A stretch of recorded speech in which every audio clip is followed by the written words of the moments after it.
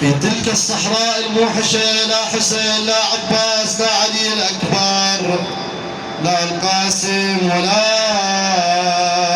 رقية،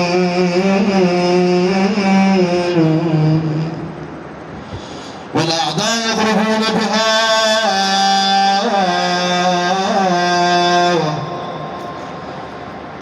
هنا زينب التفتت يمينا شمالا لا أحد يجيب صوتها. عندما نامت العيون وهدأت الأصوات خرجت زينب من خيمة الصبي، جلست على التراب تعاتب أخيها. إخوان، العتب للمحب، لا نأخذ العتب أنه تقصير من الإمام المعصوم، ولكن العتب لمن تحب تعاتب. فزينب أرادت أن تعاتب أخيها، وكأني من لسان حالها تقول له ما شفتنا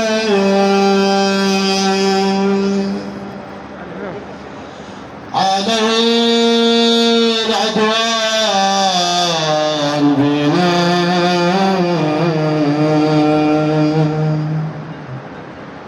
أبو علي اليوم الجمعة جايين على بابك، ما شفتنا كلها تتسامح علينا، ما شفتنا وصلتين نارين عبينا، ما شفتنا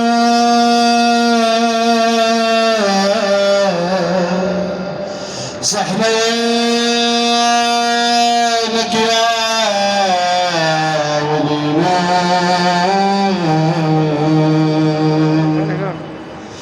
ما شفتنا طاح جفك وين سبينا، ما شفتنا وهاي هي ويسينا. والله خوي هاي هي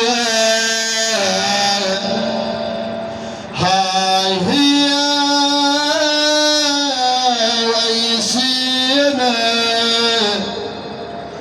أيسينا من أجيب راسك الحار.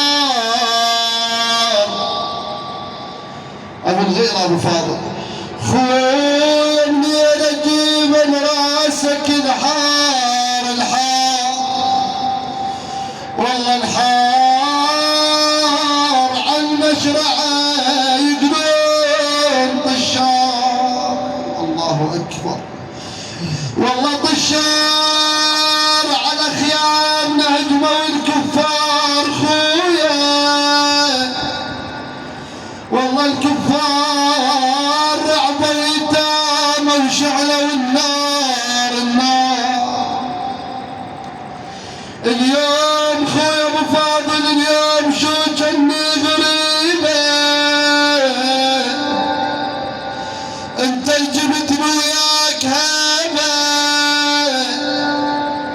شي يصير قلبي يا مصيبه، راسك الحار منين اجيبه. خويا انا اشتاقت لك، خويا انا اشتاقت لك وشلون بيا، والله شلون بيا عباس خويا شفت ناديه ناديه، والله ناديه انا عقبك بقيت زينب والسبيه، والله السبيه منعتني ردت اوصل لجسمك يا صاحب الزمان، والله منعتني ردت اوصل لجسمك، منعتني الشمر وصياد ضربه،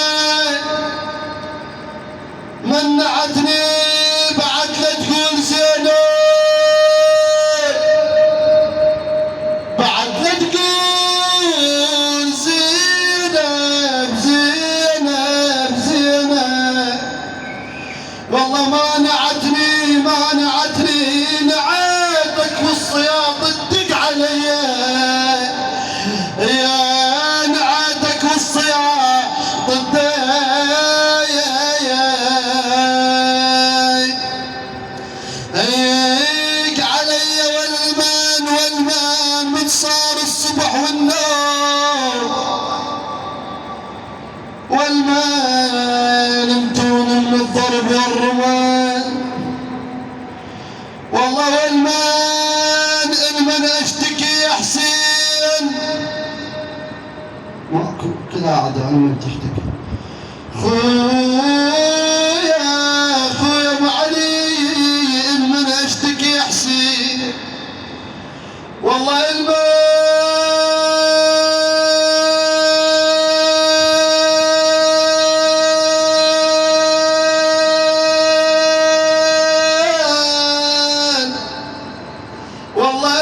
اشتكي يا حسين يا حسين، والله والمان اشو حتى الكفن يقطع بيا.